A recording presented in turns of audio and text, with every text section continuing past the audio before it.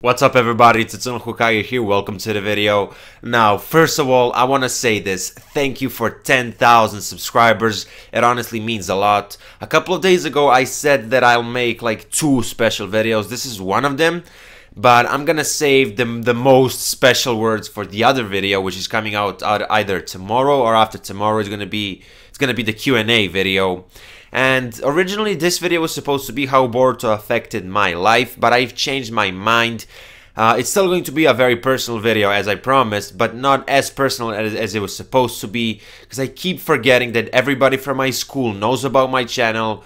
I'm still a kid, I'm 17, and I can't just randomly say some private stuff without getting negatively affected by my surroundings.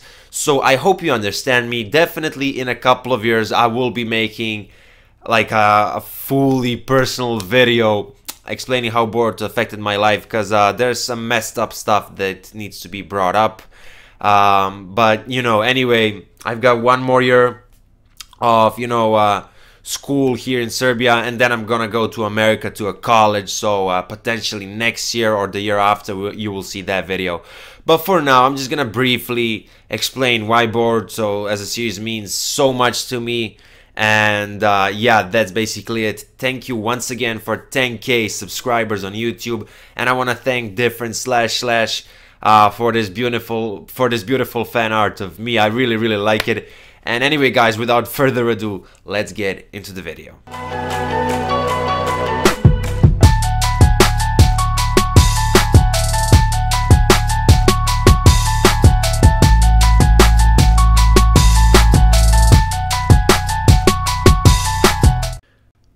When I was 12 years old, I used to train kickboxing, but to be 100% honest, at that time I didn't really like it too much.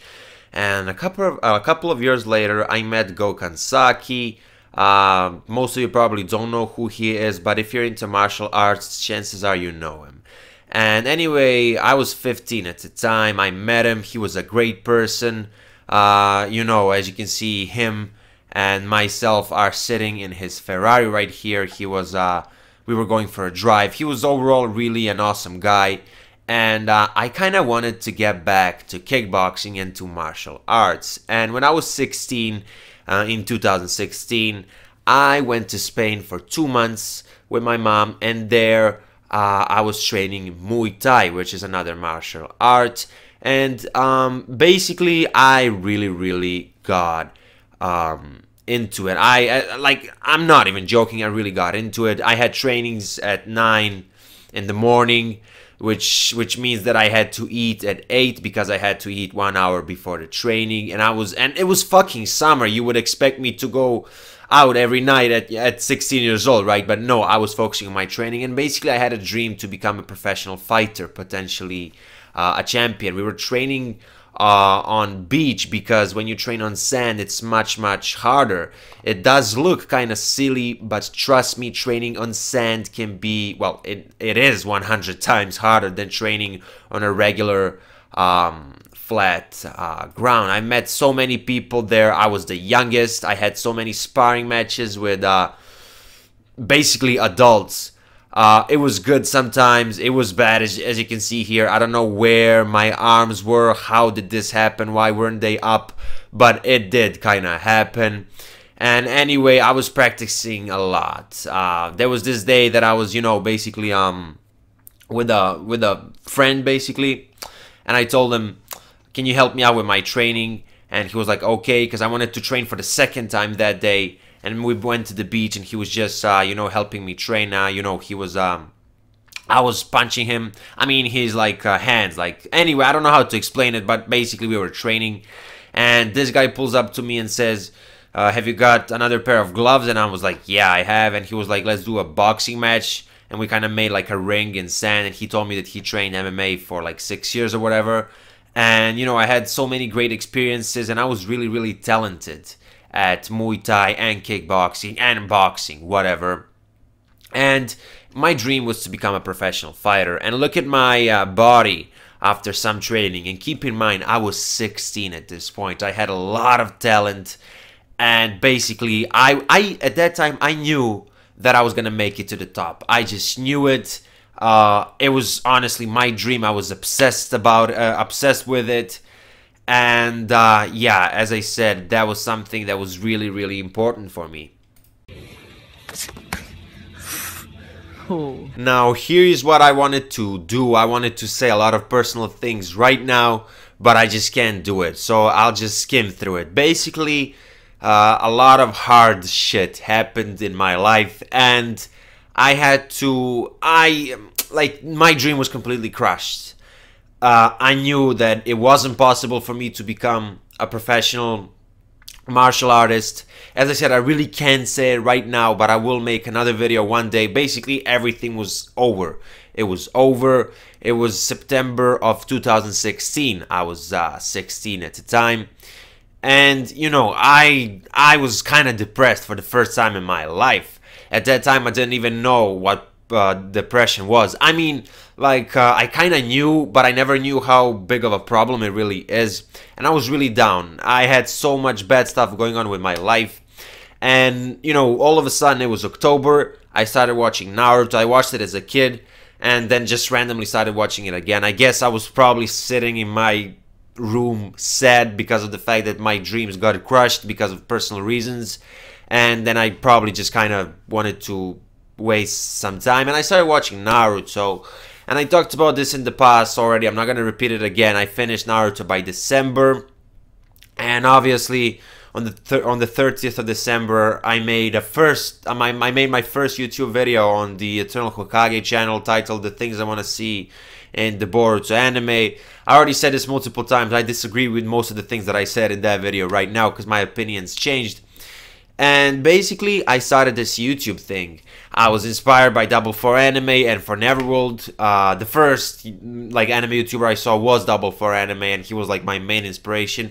Yes, I do know that his titles are clickbait, but he does make great content. Anyway, the thing I'm trying to say is I was inspired by those guys. And back when my, you know, professional fighter dream was alive, I also had many inspirations. One of them was Goukan Saki. I already mentioned him in this video. I even met him. And, you know, it was like, I was thinking to myself, could this be my new dream? Because it's always good to have some type of goal in life. And as my YouTube channel slowly started to grow, I met some people, and I was really happy about it. Making a YouTube channel talking about Boruto. I mean, at that time Naruto Shippuden was still going on, like, you know, the period after the final fight. I was reviewing that as well. But realistically, Boruto, like, my first ever video was about Boruto. And those videos kind of got me out of darkness, if that makes sense. Everything was fucked up in my life, but at least I had something, and that was the Eternal Hokage channel. And after some time, after many months, again, I'm also skimming through this because I can't go in depth about it, unfortunately, right now. But as I said, I will make another video in a couple of years. But after a couple of months, I got back to normal mentally. And, you know, it was just overall much, much better. Everything was better with my life. I was stable again, so to say. And the point is, the Boruto series and Naruto, obviously, they helped me snap out of it.